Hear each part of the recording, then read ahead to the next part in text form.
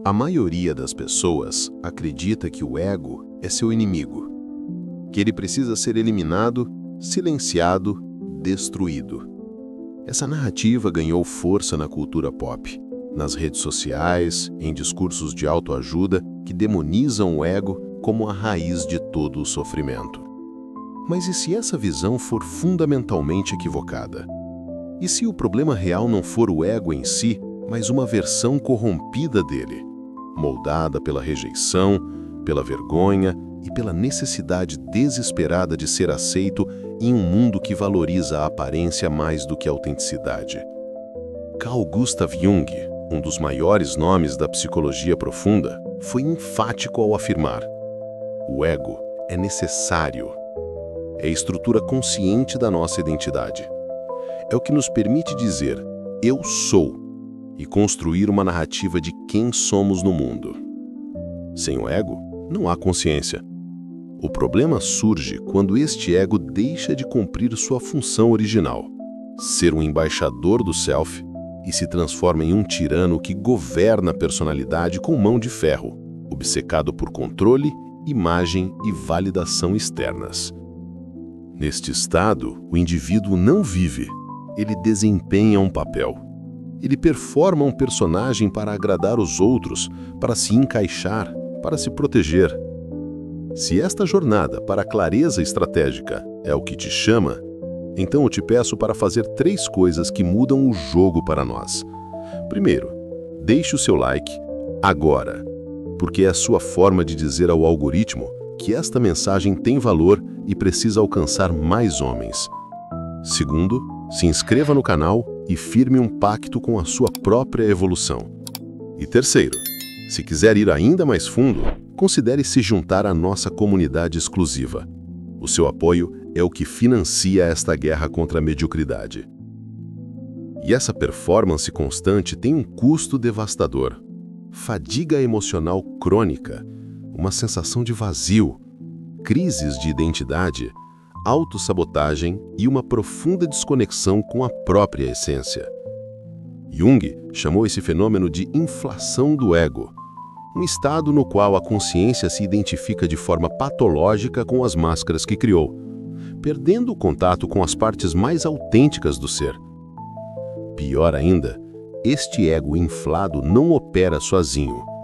Ele age através de complexos, estruturas psíquicas inconscientes carregadas de emoções que sequestram a personalidade em situações específicas. É por isso que uma pessoa aparentemente madura pode agir como uma criança ressentida diante de uma crítica, ou um profissional confiante pode se tornar um tirano quando sua autoridade é questionada. São os complexos do ego assumindo o controle, distorcendo percepções, manipulando reações e sabotando relacionamentos. O que Jung propôs então não foi a destruição do ego, mas sua transformação. Ele acreditava que o ego precisava ser reconectado ao self, o centro organizador da psique, a fonte profunda de autenticidade e totalidade interior.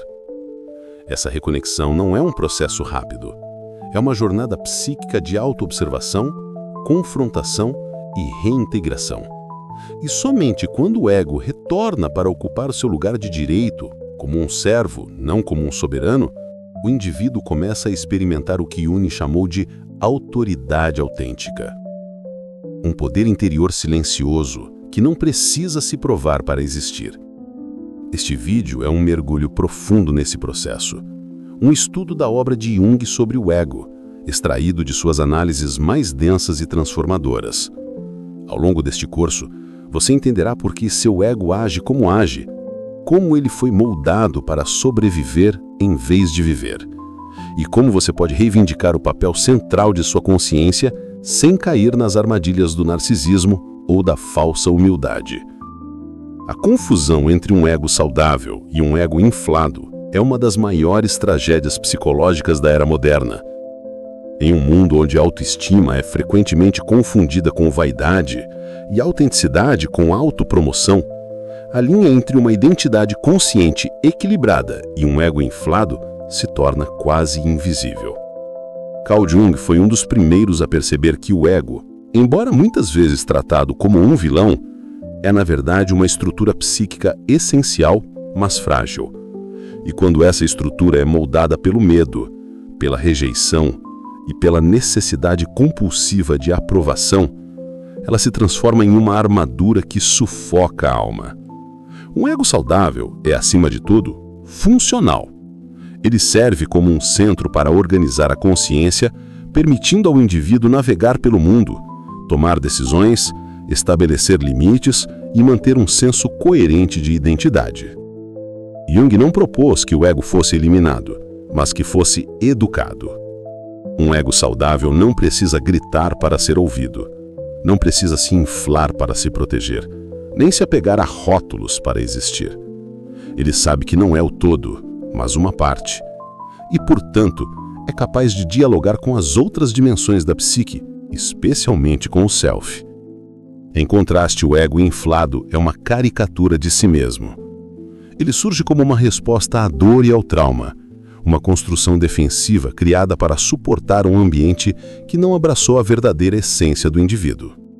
É o ego que aprende cedo que mostrar quem se é de verdade significa ser punido, rejeitado, humilhado ou abandonado.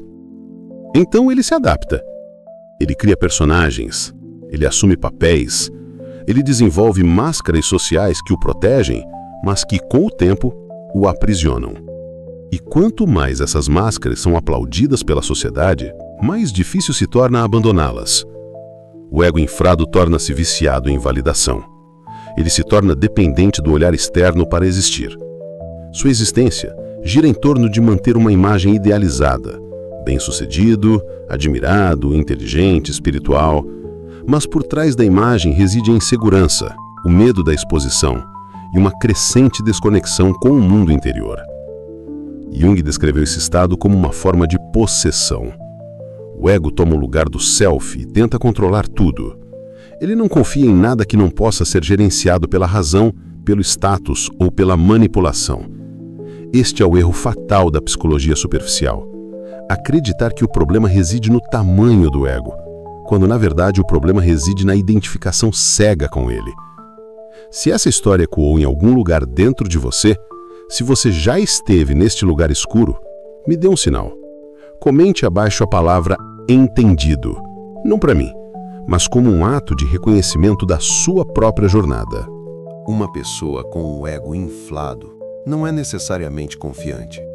Muitas vezes, ela está em constante vigilância, temendo qualquer situação que ameace sua autoimagem.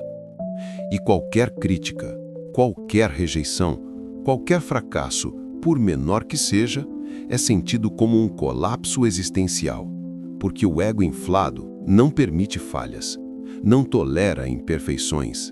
Ele precisa ser perfeito, ou desmorona. Por outro lado, o ego saudável tolera a ambiguidade, pode reconhecer limitações sem se sentir destruído, pode rir de si mesmo, pode mudar de ideia, pode admitir que está errado porque sua identidade não está colada a um ideal, mas conectada a algo mais profundo e estável: o self. Essa distinção entre um ego saudável e um ego inflado é mais do que teórica. É vital para qualquer processo real de autoconhecimento. Porque enquanto o ego inflado vive para manter uma narrativa ilusória, o ego saudável é capaz de abrir espaço para a verdade, mesmo que ela doa, mesmo que custe status, mesmo que force a abandonar tudo o que se acreditava ser. Mas o que acontece quando este ego inflado começa a dominar completamente a personalidade? Quando começa a controlar suas reações, seus relacionamentos, suas decisões mais íntimas? É aí que entramos em um território ainda mais perigoso, o da possessão egóica. A ideia de que você pode ser possuído pelo seu próprio ego pode soar absurda à primeira vista. Afinal, quem mais você seria se não aquele eu que responde automaticamente aos estímulos do mundo? Mas para Jung, essa pergunta revela precisamente o problema. O ego foi concebido para ser apenas uma parte do aparelho psíquico humano, uma ponte entre o mundo interno e o externo, uma interface da consciência. No entanto, quando este ego se identifica completamente com os papéis sociais, com os desejos do ambiente, com a busca por reconhecimento, ele deixa de ser um mediador e se transforma em um ditador. Neste estado, você não tem mais um ego. O ego tem você. Isso é o que Jung chamou de possessão egóica. Uma condição na qual a consciência está tão absorvida na imagem que construiu para si mesma que não consegue mais distinguir onde a performance termina e onde o ser começa. A pessoa não está mais vivendo, está mantendo uma fachada. E quanto mais bem-sucedida ela é nisso, mais difícil será perceber sua própria prisão. Porque por fora, tudo parece estar funcionando. Carreira, redes sociais, relacionamentos, mas por dentro reina um silêncio desconfortável. Uma sensação de desconexão com algo essencial. A possessão egóica é a prisão perfeita. Ela não tem barras, nem fechadura, nem carrasco. O que aprisiona é a própria imagem que você acredita que precisa sustentar para existir. E essa prisão é mantida não por forças externas, mas por sua própria identificação com ela. Você se tornou o que aprendeu que precisava ser para ser amado, aceito, valorizado. O problema é que para se tornar essa imagem, você teve que abandonar partes inteiras de si mesmo. Sua vulnerabilidade, seus desejos autênticos, sua criatividade espontânea, sua humanidade imperfeita. O ego possuído alimenta-se de vigilância constante. Ele precisa que você esteja sempre ciente de como está sendo percebido, da narrativa que está transmitindo. Isso consome uma quantidade colossal de energia psíquica e o resultado é uma fadiga crônica, física, emocional e existencial. Não o tipo de fadiga que pode ser resolvida com uma noite de sono, mas aquela que surge da desconexão com o centro vital da sua psique. Como Jung escreveu, a inflação do ego é sempre acompanhada por uma perda de contato com o inconsciente. O ego se expande como se fosse o todo e, com isso, rompe sua conexão com o self. Essa ruptura é o verdadeiro perigo, porque o ego, quando desligado do self, perde a sua bússola interna. Ele começa a operar no piloto automático, reagindo compulsivamente a qualquer ameaça à sua imagem. A crítica se torna ataques pessoais. Os fracassos se tornam tragédias. As opiniões divergentes se tornam afrontas. O ego possuído está sempre em guerra. Você já se viu reagindo excessivamente a uma crítica trivial, como se toda a sua identidade estivesse sendo questionada? Ou talvez tenha notado que em certas situações você simplesmente desaparece e uma versão mais insegura, agressiva ou submissa de si mesmo assume o controle do seu comportamento? Nesses momentos, você até pode pensar, eu não sei o que deu em mim. A verdade é que o que deu em você tem um nome, e Jung chamou isso de complexos do ego. Os complexos são subpersonalidades autônomas, formadas por experiências emocionais não integradas. São pedaços da sua psique que, embora inconscientes, possuem energia, propósito e até mesmo uma espécie de identidade própria. Eles não são apenas traços de personalidade, são entidades psicológicas que vivem dentro de você e assumem o controle quando certos gatilhos são ativados. E quando isso acontece, você literalmente deixa de ser quem você é e se torna um personagem criado pela dor, pela vergonha, pelo medo ou pela necessidade de se proteger. Carl Jung foi um pioneiro ao afirmar: nós não temos complexos, os complexos nos têm. Esta declaração aparentemente intrigante revela uma verdade profunda. Você pode passar a vida inteira acreditando ser uma pessoa estável e racional, quando na verdade está sendo manipulado por fragmentos dissociados de sua própria psique. E o ego, quando inflado ou mal estruturado, torna-se o terreno perfeito para que esses complexos operem sem resistência. Imagine alguém que, quando criticado, reage com uma fúria desproporcional. Esse não é o ego saudável respondendo. É um complexo de inferioridade ativado. Uma ferida antiga, talvez da infância, onde essa pessoa aprendeu que ser criticado significava ser rejeitado, humilhado, excluído. O complexo age como um software oculto, comandando reações automáticas, repetitivas e intensas. E a pior parte, quanto mais reprimido, mais poderoso ele se torna, porque o inconsciente não desaparece, ele apenas espera o momento certo para se manifestar. Se o que você está ouvindo aqui é a verdade que ninguém mais tem a coragem de dizer, então você tem uma missão. Deixe o seu like neste vídeo. Seu like não é vaidade, ele é um farol. Outro exemplo comum, alguém extremamente competente no trabalho, mas que se autossabota justamente quando está prestes a ser promovido. Nesse caso, o complexo pode derivar de crenças inconscientes de desmerecimento ou do medo de ser exposto e falhar. Esses padrões se originam de experiências significativas, muitas vezes traumáticas, que nunca foram compreendidas ou emocionalmente processadas. E o ego, em vez de integrar essas experiências, prefere reprimi-las. O resultado, o complexo se fortalece nas sombras. Esses complexos não são meras disfunções isoladas, eles criam sistemas internos que operam como identidades paralelas. Você pode ser uma pessoa gentil e equilibrada na maior parte do tempo, mas se transformar em alguém frio, reativo ou submisso diante de uma ameaça emocional. Isso não é hipocrisia, é fragmentação psíquica. É a prova de que seu ego não está no controle. Ele foi sequestrado por partes de você que foram exiladas, mas que ainda clamam por expressão.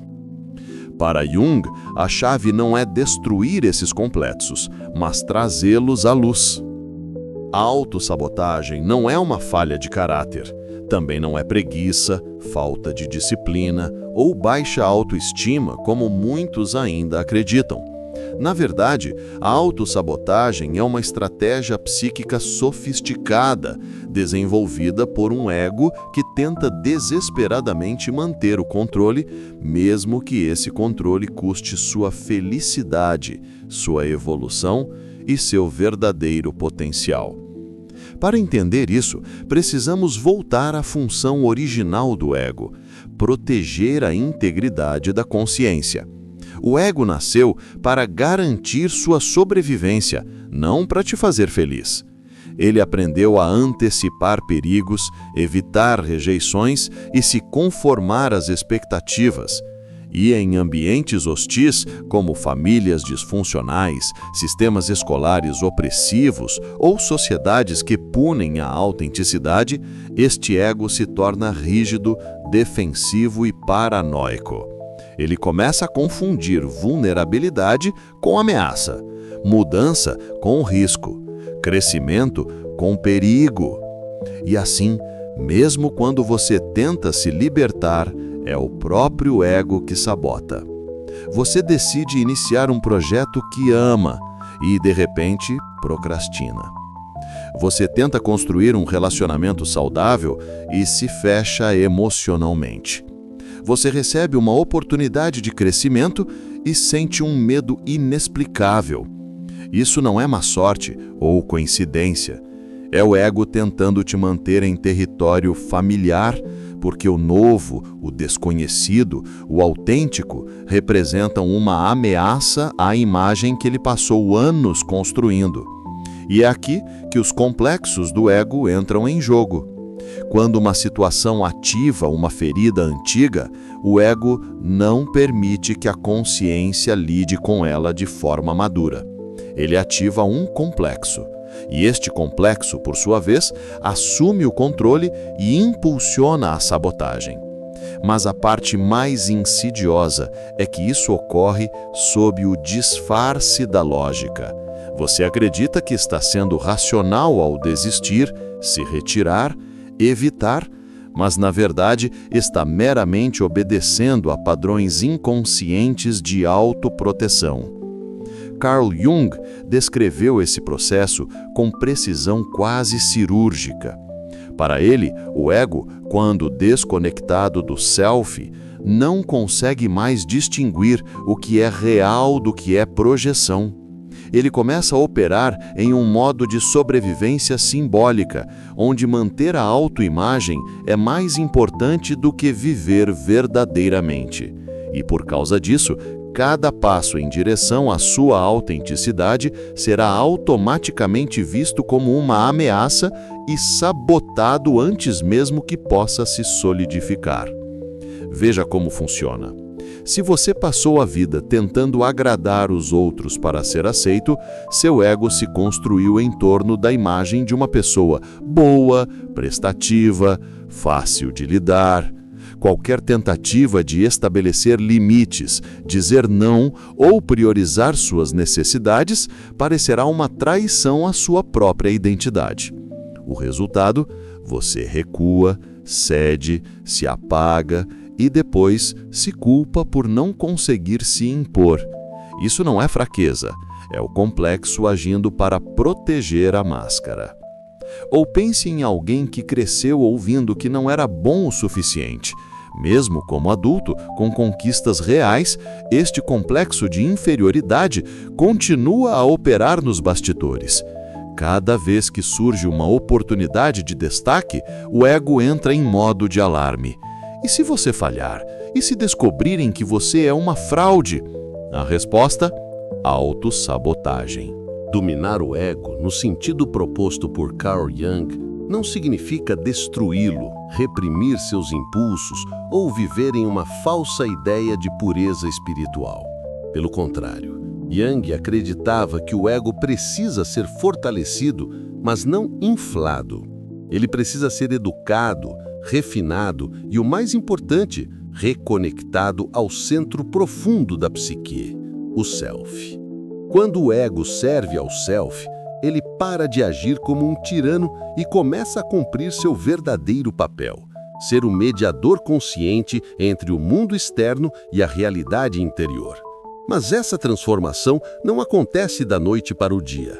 Ela requer um processo de maturação psicológica que Jung chamou de individuação, o caminho através do qual o indivíduo se torna verdadeiramente ele mesmo, integrando todas as partes de sua psique, incluindo aquelas que foram previamente rejeitadas, inconscientes ou reprimidas. Dentro desta jornada, o domínio do ego ocorre em 3 estágios fundamentais. Primeiro estágio: reconhecer a possessão egóica. Este é o despertar inicial. É quando o indivíduo começa a perceber que muitas de suas atitudes, reações emocionais e decisões não são feitas por uma consciência livre, mas por padrões automáticos, complexos, máscaras sociais e medos ancestrais. Este estágio é profundamente desconfortável, pois requer a coragem de admitir que você não está no controle e talvez nunca tenha estado. Segundo estágio: observar sem se identificar. Este é o ponto de virada. Uma vez que você reconhece os complexos atuantes, o próximo passo é desenvolver a habilidade de testemunhar esses movimentos internos sem se fundir com eles. Em vez de dizer, eu sou raivoso, você começa a dizer, há raiva em mim agora. Em vez de afirmar, eu sou um fracasso, você vê que isso é apenas um pensamento, muitas vezes herdado, condicionado e nem mesmo verdadeiro. Este estágio é profundamente transformador porque você começa a experimentar o que Jung chamou de função transcendente, a capacidade de manter 2 opostos na consciência, o ego e o inconsciente. Terceiro estágio: integrar o ego com o self. No estágio final, o ego se curva diante do self, não como um ato de submissão, mas de cooperação. Ele entende que há algo maior, mais profundo e mais sábio dentro de você. A partir daí, ele começa a agir como um embaixador dessa verdade interior no mundo. Suas ações deixam de ser motivadas pelo medo, pela falta ou pela compulsão e se tornam expressões autênticas de sua totalidade. Jung descreve este estado como autoridade autêntica, um tipo de poder que não precisa ser defendido porque não depende de imagem, status ou controle. É um poder silencioso, que emana do alinhamento entre o ego e o self. A pessoa que atingir este estágio não é perfeita, iluminada ou acima do bem e do mal. Ela permanece humana, mas agora é guiada por uma bússola interna, não por mecanismos de sobrevivência. Este processo de 3 estágios não é linear, é cíclico, profundo e muitas vezes doloroso. Se esta jornada te deu clareza, então integre essa decisão.